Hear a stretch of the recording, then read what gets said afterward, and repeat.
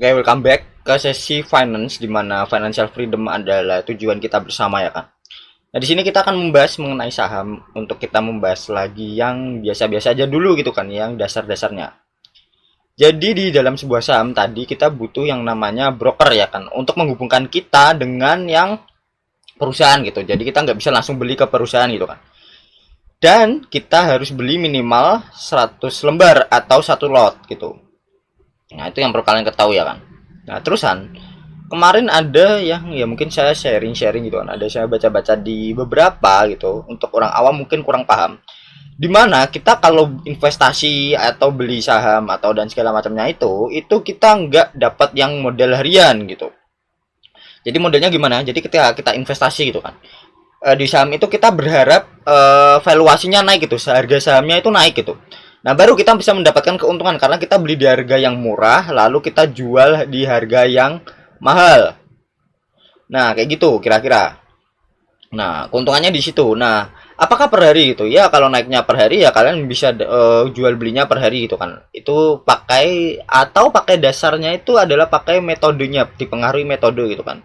Yang kemarin telah saya sebutkan sebelumnya. Terusan, per tahun tapi pasti dapat dan itu nggak semuanya ya kan. Dapat yang namanya adalah dividen. Jadi ini kita bahas beberapa event yang sering terjadi di sahamnya dulu. Jadi yang pertama itu ada yang namanya dividen ya kan. Jadi dividen itu adalah pembagian keuntungan dalam sebuah perusahaan. Nah, itu nggak semuanya ada, tapi biasanya perusahaan-perusahaan besar seperti perbankan, BPCA, BRI, Mandiri itu sering membagi-bagikan gitu kan. Itu biasanya per tahun. Kadang setahun sekali atau setahun dua kali gitu. Itu tergantung ya kan.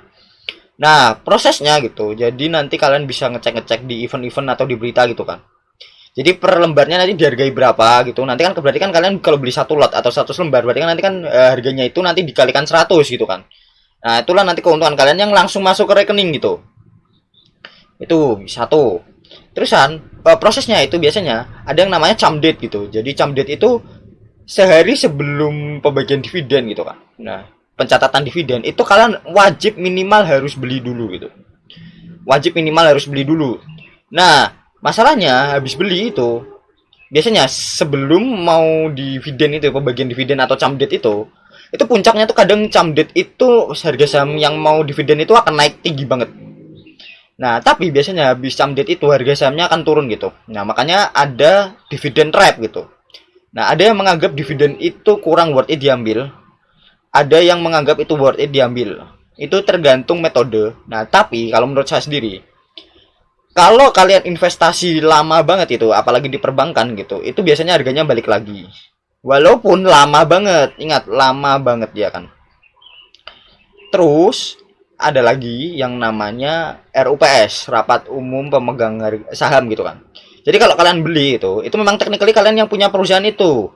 Nah, jadi kalian bisa ikut mengambil keputusan walaupun insignifikan gitu. Jadi kalian bisa ikut rapat-rapat perusahaannya dan itu biasanya ada souvenir dan segala macamnya gitu kan. Nah, jadi kalian bisa ikut tuh. Oh, kondisi perusahaan seperti ini. Oh, ini kayak gini itu kan. Oh, keuntungannya kayak gini itu kalian tahu gitu kan. Terus ada lagi yang namanya stock split gitu. Jadi apa itu stock split gitu kan? Jadi stock split itu terjadi ketika harga sahamnya tuh udah terlalu tinggi gitu. Ibaratnya, oh contoh harga saham BCA itu udah sampai 10.000 per lembar gitu. Kalau kalian wajib beli 100, itu berarti kan harganya satu lotnya itu 1 juta.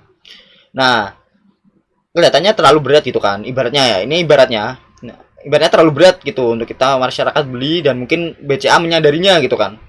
Itu nanti akan stock split gitu. Jadi kalau stock split itu ada yang ibaratnya ada yang namanya corporate action ya. Jadi yang saya sebutkan itu corporate action dan corporate action itu ada yang positif dan negatif. Stock split, dividen itu biasanya positif ya kan karena perusahaan untung gitu kan. Nah, stock split tadi, oh harga sahamnya terlalu tinggi nih untuk masyarakat dijangkau oleh masyarakat dan investor nih. Ya itu kan BCA mungkin mikirnya seperti itu atau emiten-emiten lain dah. Nah, terus nanti dia akan stock split nih, dia akan ibaratnya memecah sahamnya gitu kan. Jadi sahamnya yang satu lembar 10.000 gitu. Jadi 5 lembar 10.000 gitu. Jadi dia akan ibaratnya beli banyak. Biasanya kalau satu mahal, kita nanti dikasih murah gitu kan. Nah, nanti kita yang udah beli gimana ya, itu juga ikut terpengaruh gitu. Jadi kita yang semulanya cuma punya 10 gitu, itu nanti jadi 20 atau 30 dan segala macamnya. Nah, itu kayak gitu, itu stock split. Nah, itu stigma positif gitu kan, karena oh dia sahamnya naik terus, diuntung dan digunakan oleh masyarakat kan, sampai stigmanya positif terus sampai dia stock split gitu kan. Tapi nggak semuanya kayak gitu ya, tapi memang secara umum dan teori stock split itu positif. Kebalikannya ada stock merge gitu kan. Jadi dia akan menggabungkan tuh, ada 10 saham, ada 10 lembar akan digabungin jadi satu gitu. Dan di harga baru gitu kan. Nah, itu juga negatif tuh. Kenapa? Karena harganya semakin turun biasanya, semakin turun semakin nggak karuan-karuan gitu kan. Nah, untuk mencegah itu terjadi biasanya akan di merge gitu kan. Di merge harganya naik lagi ya. Udah saham kalian semakin sedikit gitu kan, dan biasanya itu akan semakin turun lagi gitu ke posisi yang semulanya gitu. Nah, itu kurang worth it sebenarnya. Lalu mungkin itu ya dua event yang terus satu lagi namanya IPO. Jadi IPO itu singkatannya dari Initial Public Offering, atau kalian ibaratnya kalau di toko online tuh pre-order. Jadi maksudnya pre-order tuh jadi masa-masa di mana perusahaan baru gitu, itu kalian listing di bursa gitu. Jadi baru masuk di bursa gitu. Biasanya gitu, itu saham baru itu rame sekali, volatilitasnya naik turun. Nah, kalau kalian menggunakan metode scalping atau tape reading yang sering saya omongkan gitu, itu biasanya itu yang dicari gitu kan, volatilitasnya. Terusan kalau semisalkan ikut IPO itu berarti kayak gimana gitu kan. Nah, jadi semua itu ada ilmunya, semua itu ada tekniknya, dan kita mengandalkan data gitu kan. Nah, jadi kalian bisa itu, gak semua broker bisa itu ya, broker itu platform itu kan, itu bisa untuk yang modelan IPO itu tadi. Nah, apakah bisa gitu pertanyaannya, kalau kalian beli di saham di broker X terus dipindah ke broker Y gitu? Jawabannya bisa banget, dan itu nanti ada fee-nya dan segala macamnya gitu kan. Nah, terus menurutku gitu ya, untuk beberapa event yang cukup penting gitu. Nah, untuk IPO sendiri gitu, itu ada masa pra IPO dan pada saat ngasih jatahnya dan langsung listing di bursanya gitu. Jadi kalian nanti bisa pesen dulu, ibaratnya 10 juta gitu, kalian masukin 10 juta gitu kan, atau berjuta-juta gitu kan, atau 100 ribu atau bebas gitu kan. Nah, itu nanti akan diberikan gitu kan, ibaratnya kalian udah masuk nih, dana kalian ketahan 10 juta nih. Terus nanti kalau sudah pembagian jatahnya, itu nanti kalian akan dikasih tuh sahamnya gitu. Itu ada kekurangannya itu di sini. Uang kalian sudah ketahan, tapi kalian nggak tahu nih dapat semua atau dapat sedikit doang gitu. Maksudnya gimana? Misal kalian masuk 10 juta gitu, bisa aja 10 juta itu nggak habis semua. Jadi paling cuman dapat yang 500 ribu doang lah valuasinya gitu kan. Nah, itu tandanya gitu, itu rame dan bagus gitu kan. Itu rame dan bagus. Nah, tapi gitu, kalau kalian 10 juta dapat semua, nah itu biasanya tandanya jelek dan langsung nanti turun ketika IPO gitu kan. Nah, itu biasanya sering-sering terjadi ya secara umum lah. Nah, gimana kalau tahu gitu? Nah, itu biasanya kalau kalian mau metode yang ngetes dikit lah gitu, dapat semua apa enggak gitu kan. Nah, itu biasanya cuman untuk yang dananya agak gede gitu. Contohnya 10 juta atau puluhan juta gitu, dan ratusan juta gitu dibagi jadi dua gitu kan. Di bawah sekian sekian juta dan di atas sekian juta gitu. Itu udah big money atau yang biasa. Nah, terus ketika udah, besoknya dia akan listing di bursa. Nah, baru tuh kalian bisa untuk jualan gitu kan. Nah, ada yang namanya IPO hunter gitu kan. Itu adalah sebuah orang yang ibaratnya trading saham tapi pakai modelan IPO gitu. Nah, apakah dia akan selalu naik? Jawabannya enggak. Apakah dia akan selalu turun? Jawabannya enggak ya. Jadi itu tergantung lagi dengan bagaimana metode kalian bekerja gitu kan. Terus gimana jual beli di saham gitu kan? Oke, jangan yang ini dulu, tapi yang ini. Nah, di sini kita memakai platform Stockbit. Di sini saya juga pakai, dan ini saya dapat SS-an dari Google ya kan. Dari Image Square, dari Snip Stockbit, kalian bisa nanti lihat sendiri itu. Nah, di sini ada order book. Jadi hampir seluruh broker itu ada yang namanya order book kayak gini, 1 2 3 4, dan itu banyak ya kan, bisa kalian sesuaikan sendiri. Itu adalah fungsi minimal dalam sebuah broker gitu kan. Jadi order book ini itu ada beberapa fungsi. Jadi yang pertama tuh dia memetakan beberapa, ya ibaratnya harganya gitu kan. Nah, yang kedua, itu order book itu kalian nggak bisa langsung ngetik Bank BCA, Bank BRI, Telkom, bla bla bla gitu kan. Itu nggak bisa, Unilever, itu nggak bisa. Semua di bursa saham itu ada kodenya gitu kan. Dan apakah kalian harus menghafalkan semua kode itu? Jawabannya enggak. Biasanya kalian akan hafal dengan sendirinya. Nah, di sini ini tahun lalu ya. Tadi saya cek di BCA itu harganya ada 10.100-an sekian gitu kan. Di sini ada last itu kan. Last itu berarti dia harga terbarunya. Previous berarti harga kemarin gitu kan. Harga kemarin dia kemarin tuh penutupannya di 73525. Nah, harga yang kalian tampilkan di sini itu harga satu lembarnya. Jadi kalian harus dikalikan 100 dulu karena kalian wajib beli satu lot atau 100 lembar gitu kan.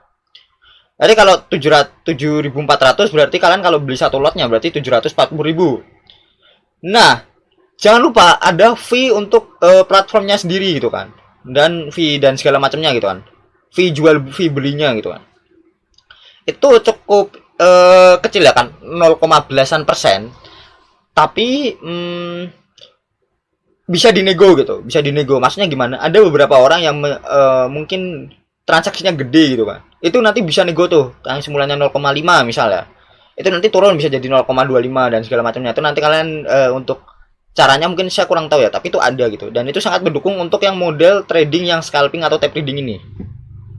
Nah, ada bid, ada offer. Bid itu khusus beli gitu. Jadi kalian kalau di 7.400 ada bid di 7.400 berarti ada yang mau beli sebanyak 10.773 lot itu. Kalau kalian masuk di 7.400, kalian harus nunggu antrian bid yang 10.000, 100.000 itu habis dulu. Nah, baru kalian dapat lah sistemnya ngantri ya kan. Oh, aku nggak mau ngantri itu, mau belinya nggak mau ngantri. Kalian langsung belinya di offer aja gitu. Jadi kalian langsung belinya di offer. Nah, kayak gitu. Nah, di offer itu juga sama. Jadi dia tuh antrian jual. Ada yang mau jual di 7.425 itu sebanyak 80.382 lot. Apakah itu satu orang? Jawabannya enggak ya. Itu banyak orang ya kan. Jadi semuanya tuh banyak orang yang ngantri beli di 7.400. Ada yang mau jual di 7.425 ya kan. Nah, ilmu-ilmu kayak gini itu namanya tape reading ya kan. Baca pola bid offer itu. Biasanya untuk saham-saham yang harganya di bawah 200, di bawah 500-an lah kira-kira, sekitar segitu ya. Mungkin kalian koreksi kalau salah-salah. Jadi order book kayak gini. Secara singkat ya kan. Nah, terus ada lagi yang di sini adalah peningkatan dari order book ini. Nah, di sini pakainya Mirai Asset, brokernya ya kan. Di sini Mirai Asset ini itu ya mengembangkan model yang namanya fast order gitu kan. Nah, mungkin di sini saya salah, sebentar. Fast order Mirai Asset. Gini image.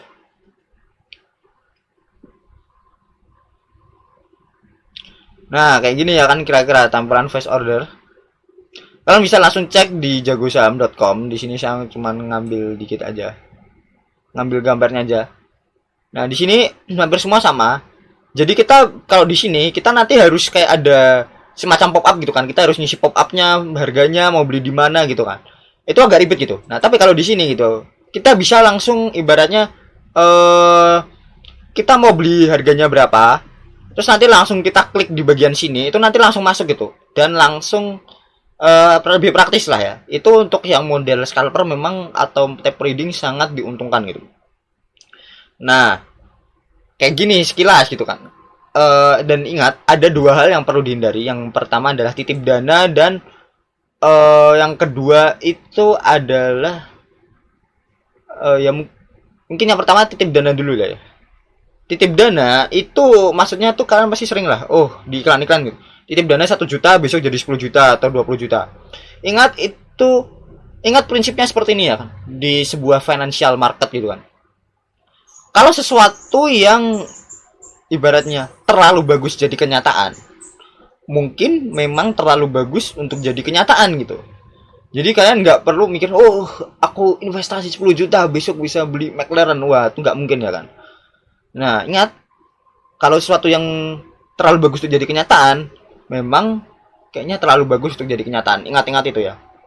Jadi yang dihindari untuk titip dana, dan titip dana itu kelihatannya ilegal ya kan. Untuk orang dititip itu minimal dia punya manajer investasi dan segala macamnya gitu kan. Tapi ya namanya titip dana untuk dikelola kayaknya memang kalau secara regulasi untuk diolah di saham kayaknya ilegal ya kan. Tapi mungkin nanti kalian bisa koreksi saya kalau salah ya kan. Saya tahunya seperti itu. Lalu yang kedua adalah robot trading gitu. Jadi robot trading itu adalah sebuah ibaratnya AI ya kan, kecerdasan buatan. Dia tuh bisa ngasih rekomendasi jual dan beli gitu. Itu awalnya sampai sekarang gitu, itu kadang ada yang bisa langsung untuk eksekusi gitu. Jadi jual belinya tuh langsung pakai robot trading gitu.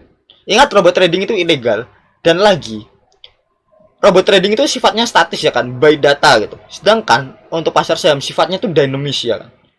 Jadi ibaratnya manusia tuh keinginannya banyak ya kan, ibaratnya. Dan besok tuh kalian nggak bisa menebak keinginan orang-orang itu gitu. Contoh saya gitu, udah beli saham BCA 100 lot misalnya gitu. Aminkan dulu, aminkan dulu. Nah, terus hari ini niatnya nabung nih. Nah, besok ternyata saya butuh duitnya gitu kan. Nah, mungkin robot trading menyarankan buy karena banyak yang beli gitu. Nah, saya jual tuh karena saya mau ibaratnya mau beli McLaren lah ibaratnya kayak gitu ya. Nah, jadi kan dia malah turun kan. Nah, mungkin nanti dia kan terus merugi tuh gara-gara banyak yang jualan gitu kan. Nah, kayak gitu tuh memang cukup sulit ya kan. Nah, untuk robot trading memang kelihatannya untuk yang sesuatu yang statis gak bisa menebak sesuatu yang dinamis. Itu menurut saya dan mungkin beberapa referensi yang saya ambil gitu kan. Nah, itu yang pertama. Yang kedua gitu, eh pasar saham ini unpredictable yet predictable itu. Maksudnya gimana? Jadi kalau kalian ngelihat sesuatu yang tadi gak bisa ditebak gitu. Untuk jangka pendeknya memang sulit ditebak gitu. Ingat ya, sulit bukan mustahil. Tapi untuk jangka panjangnya bisa ditebak lah. Ibaratnya, oh BCA mau di harga 10.000 nih gitu kan. Di sini masih 7.400 tuh. Kita nggak tahu dia akan turun dulu ke 6.000 baru naik lagi ke 10.000 atau dia langsung ke 10.000 gitu. Nah, tapi yang kita tahu endingnya dia akan ke 10.000. Dan ingat, setiap analisa itu bisa salah dan kalian harus siapkan yang namanya resikonya. Jadi yang pertama yang perlu diingat adalah kalian kalau rugi, siap rugi di berapa gitu kan. Nah, siap rugi berapa dan kapannya juga itu kadang juga harus siap juga ya kan. Timing is the key. Kayak gitu. Dan mungkin kalian, saran saya mending latihan-latihan dulu aja, mungkin ngulik-ngulik dulu model-model metode yang ibaratnya cukup akurat lah ya. Dan ingat, gak ada yang sesuatu yang 100% akurat, paling 85 lah, 90 lah, itu yang paling maksimal lah. Dan mungkin itu, makasih.